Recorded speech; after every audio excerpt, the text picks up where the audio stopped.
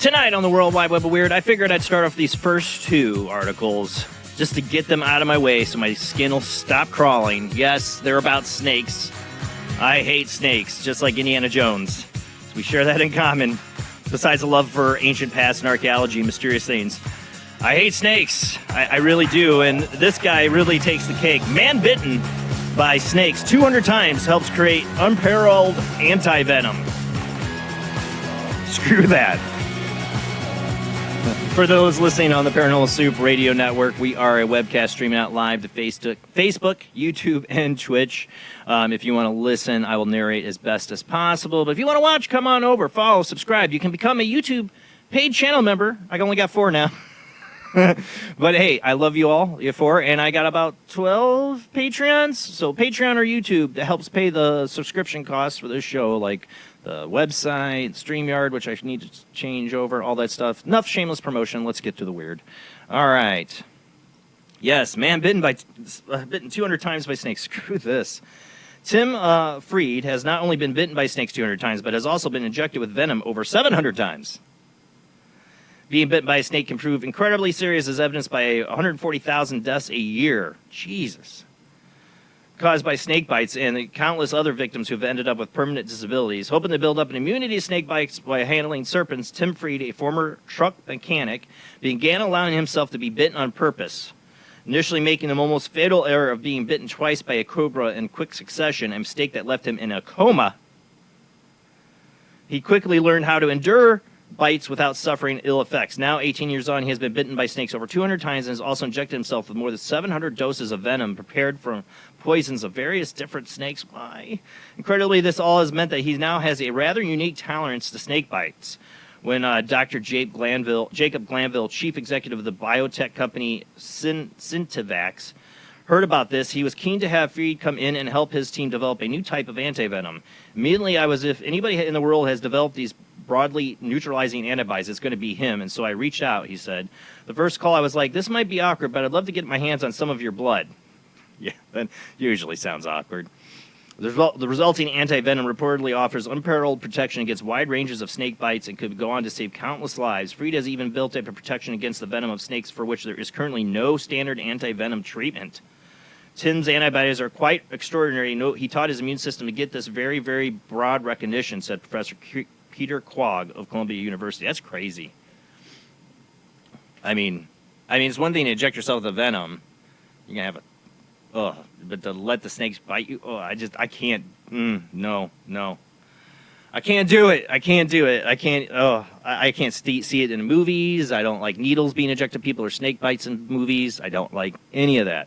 No. When I got attacked by the... Go ahead. I got a friend that owns a venom lab here in Florida, and he's been bitten 11 times, and he's allergic to venom. And he's been bitten how many times? 11. Well, the last time I checked with him, it was 11. The last time you checked, 11. Have any of your snakes bit you? Oh, yeah, but they're not venomous. Not venomous. Yeah, you better not have venomous snakes. You got no problems. Yeah, I got enough medical bills right now. I don't need to add another couple 100,000. No, man, I don't mess with any snakes. Gardener to cobra, nope. And that's what makes this next one really. I don't have an article for this one, and I want to call bull on this video, but I've seen it going everywhere around, and other YouTubers claiming it's real, it's not AI, and I'm not seeing any direct evidence of this being CGI or AI, but doesn't mean it isn't. Doesn't mean it isn't, but I don't have an article. I don't have a provenance for this. They're supposedly filmed this somewhere in South America, I guess, somewhere. I don't know. If you got an article on this, Paranormal Soup, jbland@gmail.com is my email. You shoot me an email with articles. I'd love some provenance on this. Did this really happen? Is it CGI bull? I don't know. Supposedly filmed from a helicopter. I got a giant snake, man. Giant Anaconda. A giant anaconda. Not a title to a porn. In the river that these guys see. So go ahead and play the video because I don't have an article. Let's see what you guys think. There is audio to this one where you hear chop, and some girl go, "Oh wow!" Now this video, I saw a lot of videos like of it above it, but then I see this video of it close up that seem to be cropped it in. I think they're supposed to be related. I don't know.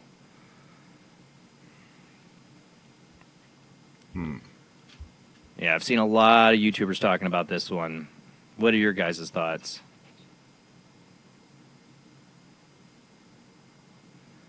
There's a lot going on here. You can see the reflection of the pilot in the whatever he's got radar thing going on there. A lot of stuff for AI to handle, but I don't know. It could be. Seems like there's another snake in the water with it. Maybe almost not as big, but like something else that's crawling along its side there. This thing has to be like 60 feet long, though. Looks like AI, in my opinion. Yeah, Priscilla, I get you. It was my first thought on it, but I got so many people talking about this. I've seen some big anacondas, and I've never seen one that big. Yeah, it looks like it's on a sandbar there of some kind. See, from that angle there. Yeah, from that angle, it doesn't look that big. This is like Jennifer Lopez anaconda big, like the movie. Bigger, maybe. I don't know. That's like the monster. Tell me it's CGI. I would love to hear that it is, because I don't want this to be real. But ancient, in paleontology, they've found skeletons of ancient, species of snakes that were this big or bigger. They would see that thing more often. Look, it takes up half of the. But they're in a helicopter. No, they're in a helicopter. There's so many places in the rainforest and in the Amazon. You're not touched by humans, not seen. Nobody sees nothing unless you're on a helicopter and you're flying over, and you got permission to do it. So there's a good possibility that these things are still grow like really big. I mean, what would it eat? This thing could swallow a cow. Remember the old lady in Anaconda was like feeding? Yeah. Who was it? Betty White, wasn't it? Betty White. It was Betty White, right? Yeah. Maybe Betty White's down there and feeding it. I don't know. I'll have to look at it better. All right. Next up, this video has been super viral too, and everybody's talking about this. I really wanted to. I have no time this week. I really wanted to put like a voiceover to this. All right. So yeah, video shows moment humanoid robot goes ballistic attacking workers. Humanoid robots will undoubtedly become the commonplace in the not too distant future. Took our jobs. That's what you're gonna hear. Especially given the recent advances we've seen in artificial intelligence and robotics.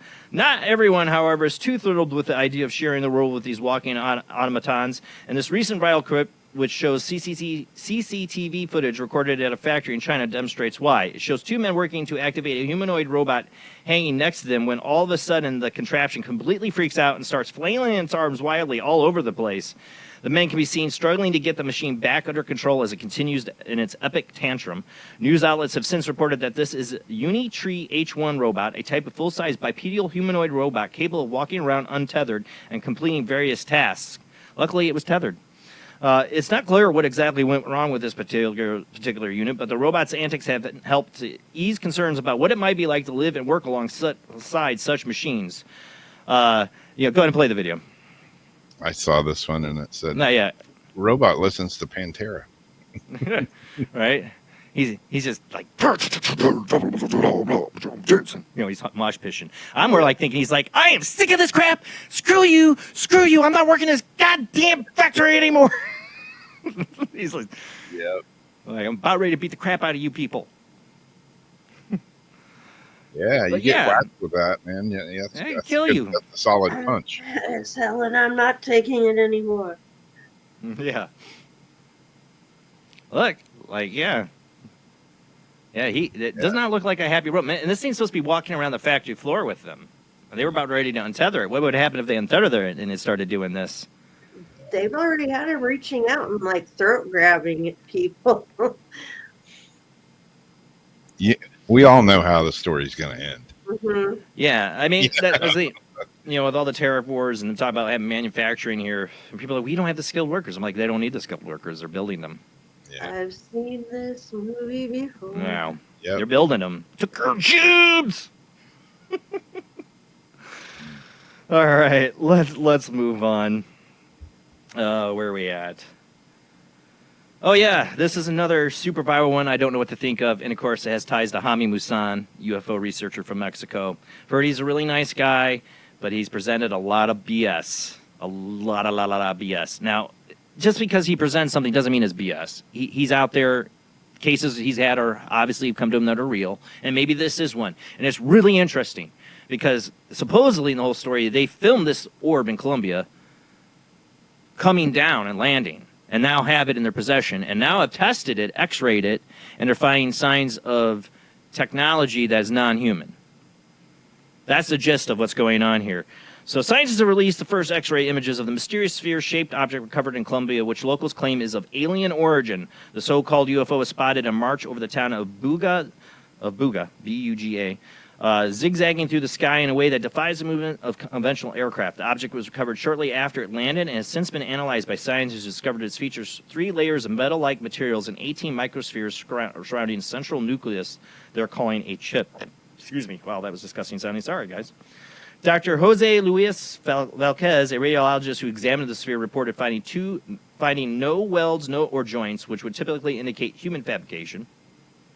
He and his team concluded it's an artificial origin and that it shows no evidence of welding. Its internal structure is composed of high-density elements. More testing is needed to establish its origins. That team compared to ancient scripts. The sphere also displays symbols that the team compared to ancient scripts, including runes, Ogams, and Mesopotamia writing systems. Using AI to assist in deciphering the design, the team interpreted the message to read, the origin or of birth through union and energy in the cycle of transformation, meeting point of unity, expansion, and consciousness and individual consciousness. Wow, that's some deep stuff that AI got there. We interpreted it as a message to humanity to encourage a collective shift in consciousness to help Mother Earth, especially considering the current issues with pollution, environmental decline, the researcher said, of course. All right, go ahead and play the video. I just took this right off the website from Daily Mail. So here's like the clip. It's just me scrolling. Here's the video. I don't know if you guys can see it. You can go to Daily Mail to see it, but it's of it flying through.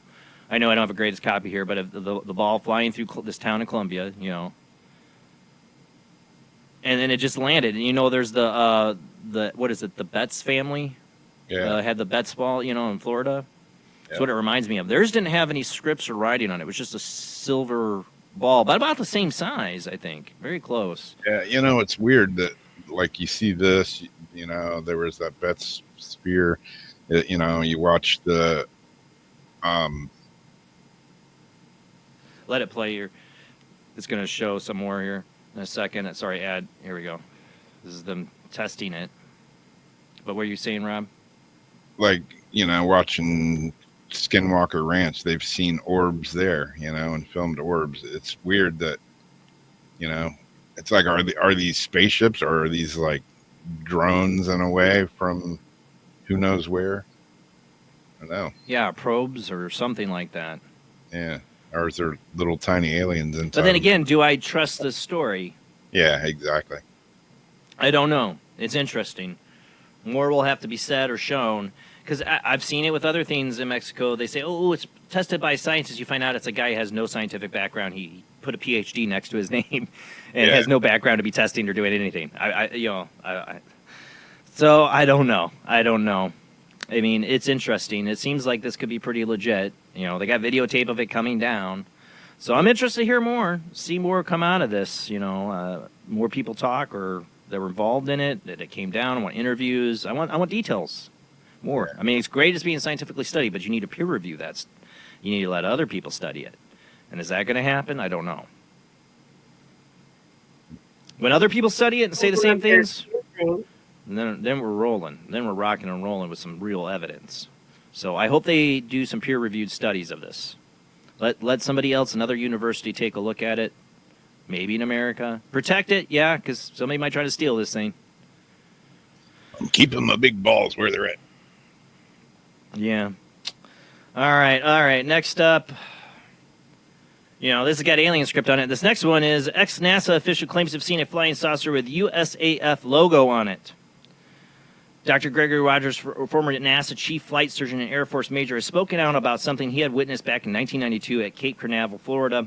At that time, he had been conducting an inspection when he was approached by an Air Force major who invited him to come and see something that he claimed would knock his socks off. Roger was taken to a room where he was shown a CCTV feed of something extraordinary, a saucer-shaped vehicle, U.S. Air Force logo clearly emblazoned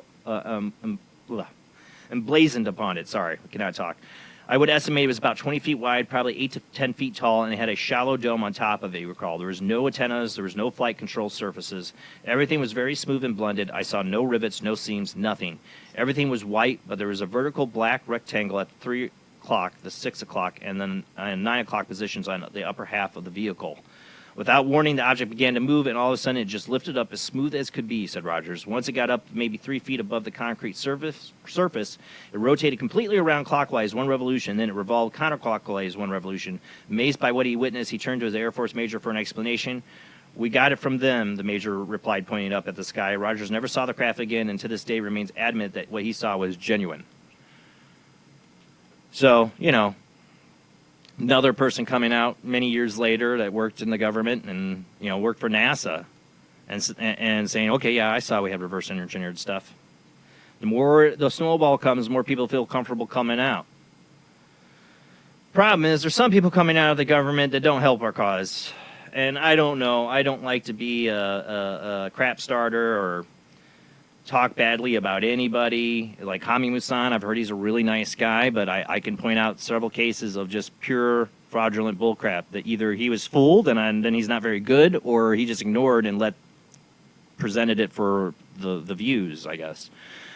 Well, Luis Elizondo is one of those people that's pissed off a lot of people. And I've tried, I've tried to be neutral on it as much as I possibly can. But this is no different than Hami Musan, this next one. If you want to move to the next article. 1,000-foot UFO photo shown at UAP hearing has already been debunked. And guess who showed it? Luis Elizondo. There's 2 photos. This is the article photo, and then you'll see the debunk. Last week, Understanding UAP hearing, which featured talks by several prominent scientists, UFO researchers, and intelligence community personnel, was aimed at briefing members of the Congress about UFO phenomena and implications. During the event, Luis Elizondo, who was once a director of the Pentagon's Advanced Aerospace Threat Identification Program, presented a photograph showing what he alleged to be a huge UFO measuring some 1,000 feet across that had been captured on camera by a commercial airline pilot. It was reportedly snapped from an altitude of about 21,000 feet over Four Corners landmark, which joins parts of New Mexico, Arizona, Utah, and Colorado. Captured near Four Corners at FL-20, estimated 601,000 feet in diameter, silver-hued disc-shaped UFO Disclosure Fund wrote in a post on Twitter X. With a glance at the image, looks quite convincing. It didn't take internet search long to determine that the photograph doesn't actually show a large hovering disk at all. Instead, the disk and its shadow are in fact 2 circular fields situated next to one another. And that's it here. It's really just 2 fields right here. You can see it. Yeah. It's not his first one either. He's done several of these now. He's posted he's done lectures, and he's posting photos that have been debunked before he ever walked through the door to show them. Why would you do that? Why would you be in a position like him and do that? Because they're going to swarm you to try to debunk it. I swear, I sometimes I think about Luis Elizondo. Did he just, he worked at Project A-Tip, didn't really get to learn much, do much, retires from it, and is like, I got to have a career. I got to do something for my retirement plan, and I'm just going to say, hey, I can put this on my title, and I can do the whole UFO circuit. And people will pay me money to be on Ancient Aliens and come to UFO cons, and I'll be set. I'm not trying to be mean. I'm not trying to be... start drama. I mean, Luis Elizondo doesn't know who the hell I am anyways. You're just giving your opinion on something somebody else I'm just out there. tired of this crap. I'm just tired of this crap from people who are supposed to be top names in the UFO field, and he's made himself a top name in the UFO field. Nobody's going to come interview me and talk to me about my UFO experience, or my ideas or beliefs in UFOs, but they'll talk to him because he's got, he worked for the government. I get it. I get why he's got a big name and why he's in the field. But don't do this. But why do this, Only would have taken a little bit more research, Lou. Maybe he did. He didn't care, and he just presented bullcrap. What am I supposed to believe here? Get your crap together. Don't get mad when people criticize you for this, and he does. Exactly. Get it right. Is there a public apology from him? I haven't seen it. If there should be, like, listen, guys, I really screwed up. If he did, I'd take it. I'd be like, things happen. I've gotten fooled. I get it. But this was a congressional hearing. This is the time to get it right, not get fooled. And don't just. All right, we got to move on. We only got a minute left, and I can't miss on this one. We got to go. We're going to run late. All right, hold on. So, with all that said and done, the last story of the night I had to cover this is the raccoon with the meth pipe. Yes, that's what we've deranged into. Cats and dogs falling, And Raccoon's smoking meth. Raccoon meth pipe in its mouth found driver's seat during traffic stop. Go ahead and play the next one, the video, because we don't have time. I won't even read the article. I think this video is enough. You're going to have to put the sound on if you don't have it. Yeah, see if you can get the sound up. Here's something. Nope. Move it up more, or unmute it. Not hearing it.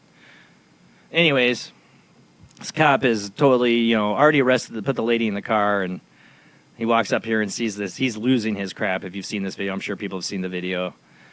And, this poor raccoon is smoking meth.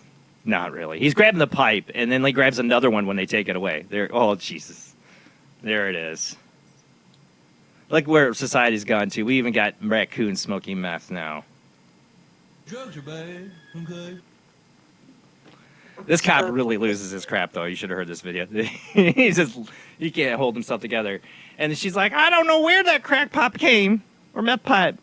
He's like, your raccoon busted you, lady. It's like, your raccoon busted you. Yeah.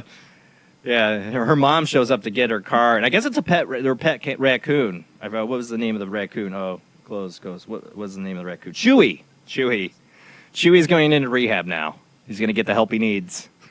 Nice. I don't know about this lady, though. I don't know. She's like a fat meth head. I'm sorry, I'm being an ass.